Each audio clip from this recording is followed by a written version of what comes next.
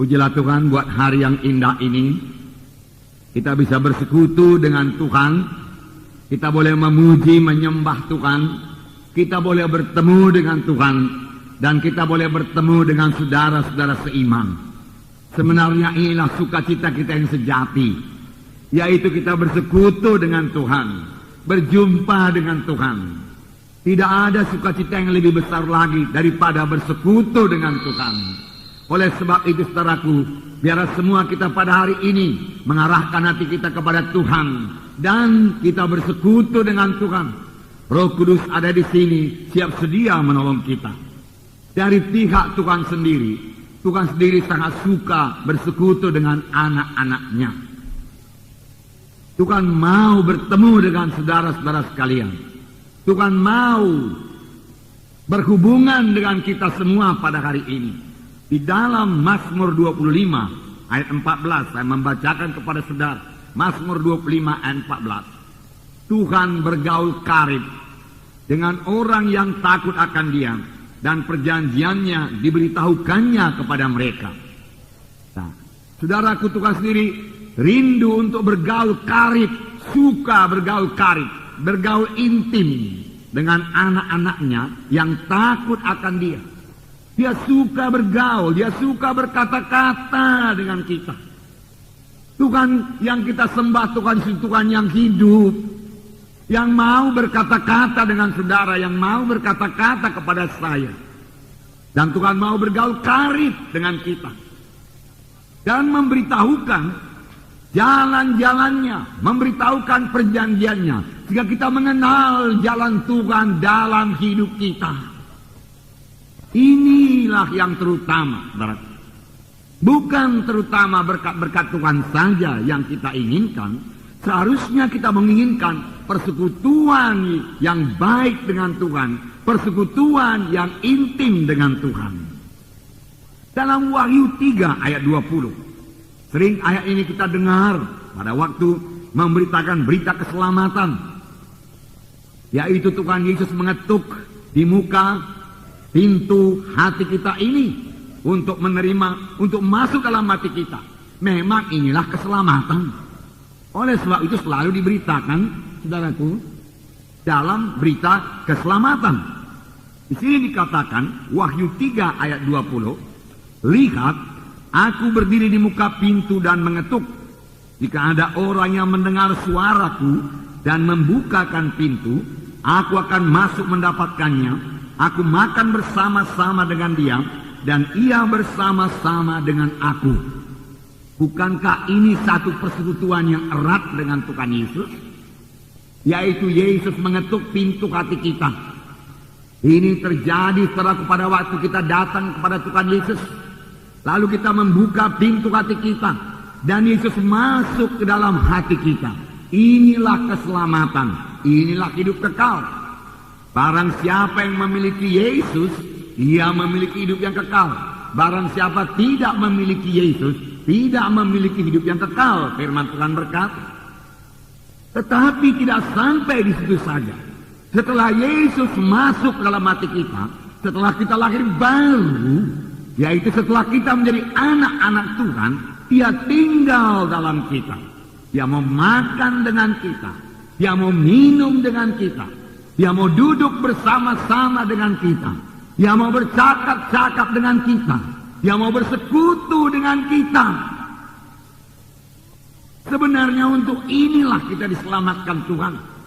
Bukan sesudah selamat, saudaraku, kita menerima sebagai Tuhan dan Juru Selamat. Kemudian saudaraku kita tidak memperdulikan Tuhan lagi. Hidup suka hati kita renggang dengan Tuhan. Tidak, saudaraku, tidak. Cara yang kekal dalam nama Yesus. Jadi persekutuan yang erat dengan Tuhan. Persekutuan yang erat dengan Tuhan. Dalam 1 Yohanes 1 ayat 3 dikatakan. 1 Yohanes 1 ayat 3. Juga dikatakan persekutuan. Apa yang telah kami lihat dan yang telah kami dengar itu, kami beritakan kepada kamu juga. Supaya kamu pun beroleh persekutuan dengan kami. Dan persekutuan kami adalah persekutuan dengan Bapa dan dengan anaknya Yesus Kristus. Ini Yohanes menuliskan, persekutuan kami adalah persekutuan dengan Allah dan persekutuan dengan anaknya Yesus Kristus. Hubungan kami adalah hubungan dengan Tuhan dan dengan anaknya Yesus Kristus. Karena kami memiliki hubungan dengan Tuhan Yesus, kita juga semua memiliki hubungan satu sama lain. Inilah yang sebenarnya diterangkan oleh ayat ini.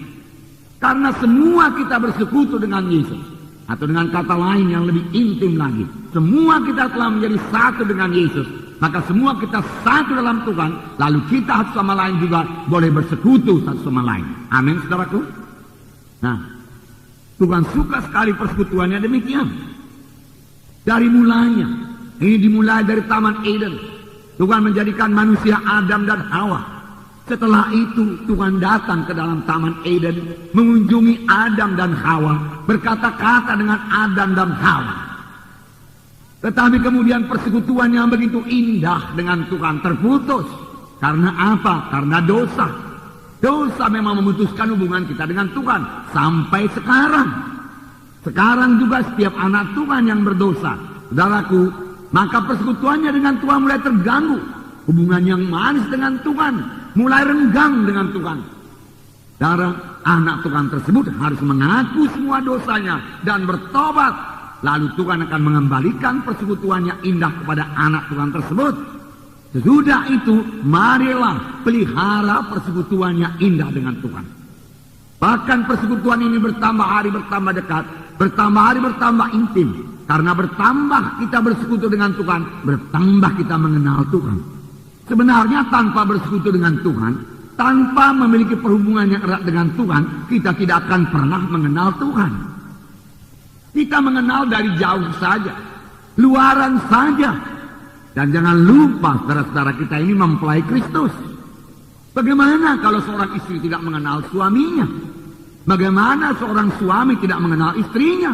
Saudara, dia boleh jadi hanya mengetahui namanya, kedudukannya, rupanya, dan lain sebagainya. Tetapi tidak pernah mengetahui hatinya, kehendaknya. Dan itu hanya bisa diperoleh kalau ada persekutuan yang erat satu sama lain.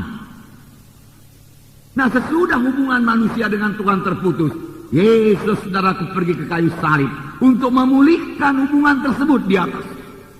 Saudara melihat bagaimana sengsara Tuhan Yesus supaya manusia ini boleh kembali ke sorga, supaya manusia ini boleh bersekutu dengan Tuhan, supaya manusia ini boleh mengenal Tuhan lagi.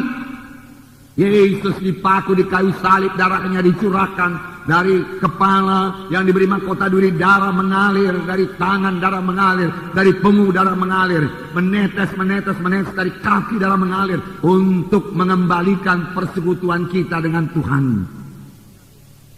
Supaya kita yang telah mati dalam dosa hidup lagi dan boleh bersekutu dengan Tuhan, boleh bersekutu dengan Tuhan, boleh bertemu dengan Tuhan.